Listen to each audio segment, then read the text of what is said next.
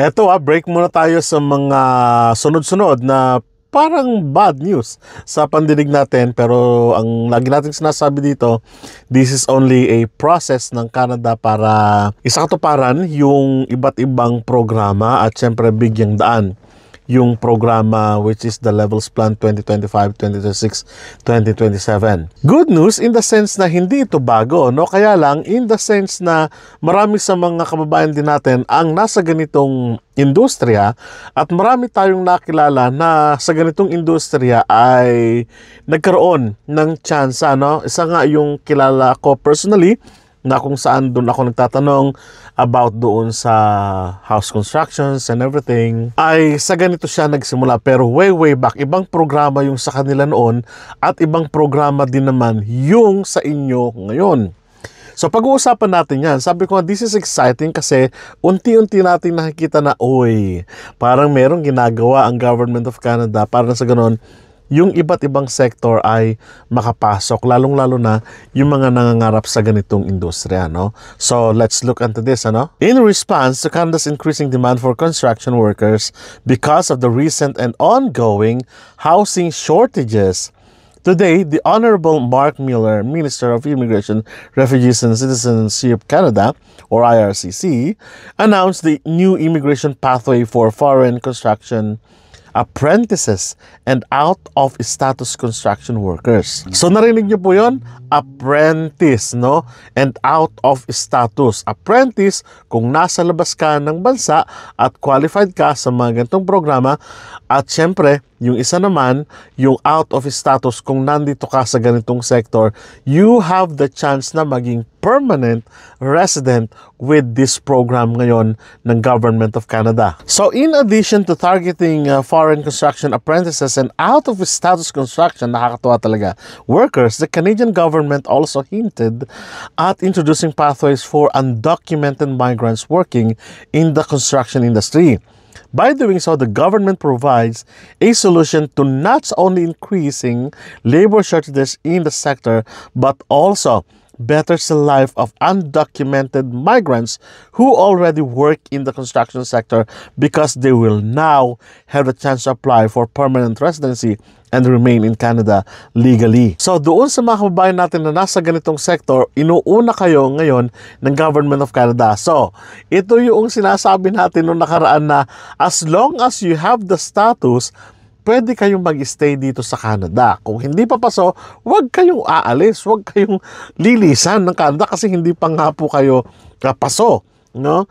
At kung mawawalan kayo ng tinatawag nating, let's say, status o yung work permit, labor market impact assessment, this is a chance naman sa ganitong sector, construction sectors, binanggit ko na po, na i-apply ninyo baka sakaling pasok po kayo. Kaya yung sinasabi ng mga ilang vlogger na mawawalan kayo, mapapaso na kayo dahil sa ganitong programa, i-deport kayo, no? Parang ganon, yung mga balitaktakan sa YouTube ngayon. Pero this is signify na kayo ay binibigyang halaga at binibigyan ng katwiran ng Government of Canada. Ibig lang pong sabihin to, you just have to make a research. No, pagpatuloy natin. No work permit required. Wow!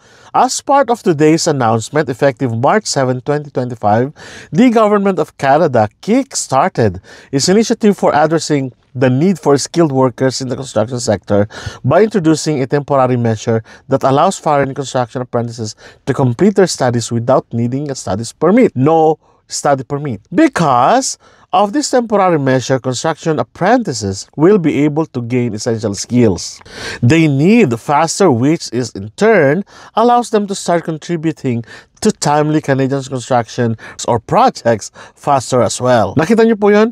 No study permit needed and no work permit needed kasi pag-aaralin kayo ng mga training sa mga trade school siguro ito para mag-gain ninyo yung knowledge sa construction at para magkaroon kayo ng sarili nyong certification dito sa Canada.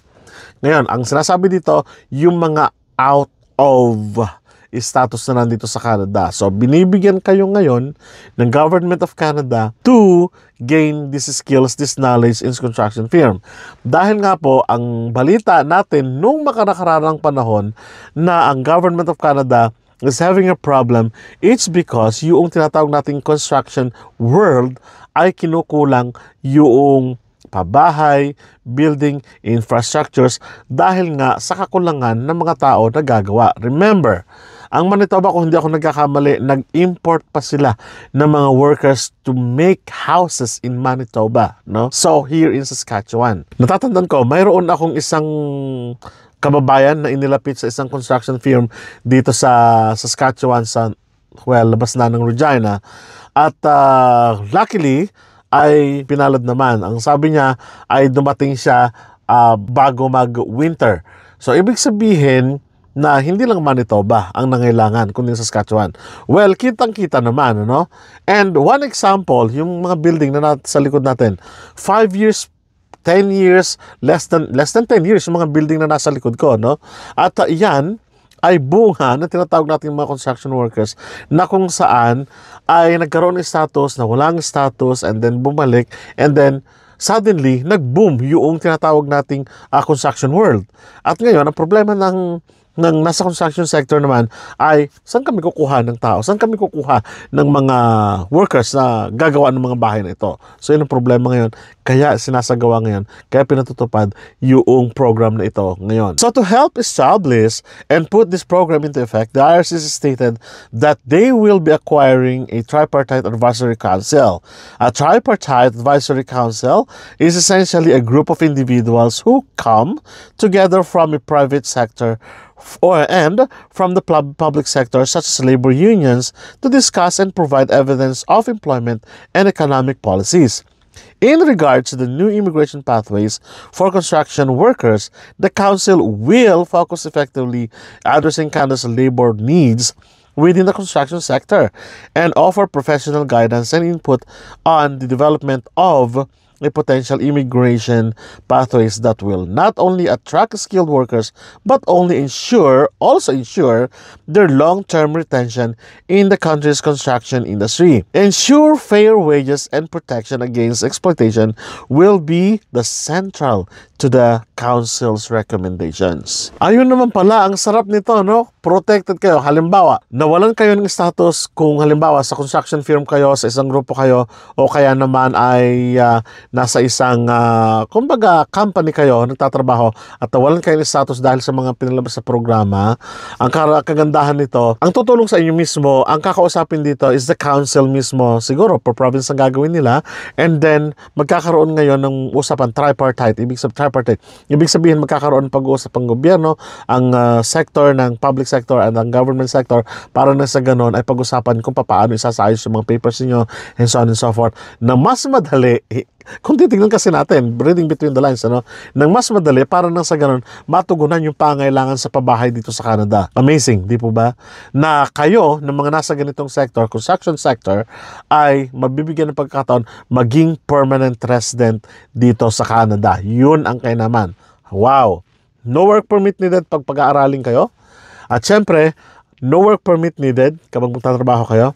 And of course, leading to permanent residency. Ano pang hinahanap ng mga kababayan natin? Napakainam po nito, no? Okay, so sino ang hinahanap nila? Foreign apprentices and then of course yung mga out of status. So dalawa. So, abangan natin ito dahil medyo binibilisan ng Government of Canada kasi yung pressure kasi ng tao sa paghahanap. Lalo na sa totoo lang po ngayon, ang paghahanap ng tao, i-post mo yung bahay ng with let's say, 1 month, within 1 month, mabibili yung bahay. May tinitingnan kasi, to be honest with you, tumitingin po kami ng bahay ngayon sa kasalukuyan na titirhan namin, of course, permanently.